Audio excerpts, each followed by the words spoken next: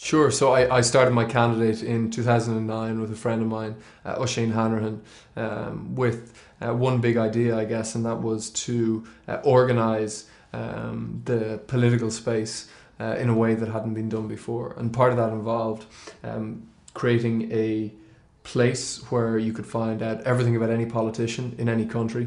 You could interact with those politicians, and politicians could interact with the public as well. They could raise money, and they could sign up volunteers, and they could also communicate.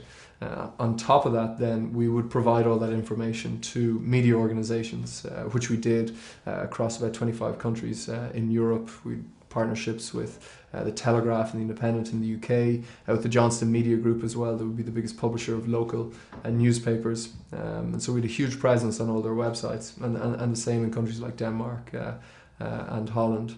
And eventually we got an offer from some people, and they took over MiCanditate. But it was a huge learning curve. I wouldn't call it a massive success by any stretch of the imagination, but more than anything else, it was a fantastic just time, an emotional roller coaster, and a great way to learn a lot of skills that you can then reapply in the next thing that you do.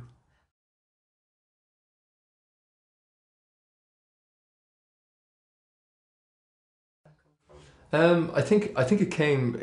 It just came from really recognizing a number of problems. One, some of my friends worked for news websites, and two of them were comparing stats between each other one day, and I was struck by how political content was overwhelmingly the most popular content on these large news websites. And it was seasonal as well, so around elections it would just literally go through the roof. So there's a huge appetite for political content, and that's reflected in newspapers. If you pick up any newspaper today or tomorrow, the front page will invariably be of a politician or a minister or a prime minister announcing something or having been caught out doing something silly.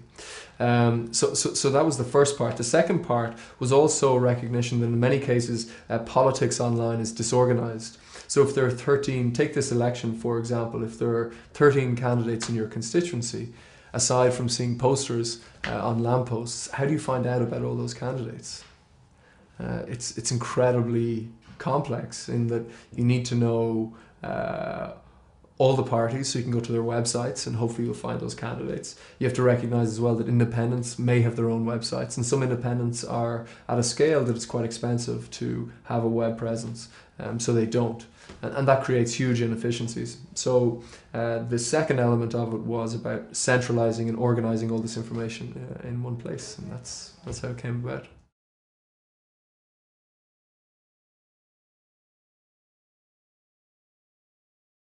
Yeah, Oisin is amazing. So I never met Oisin, though I'd heard a lot about him. We did the same course in Trinity, and I met him on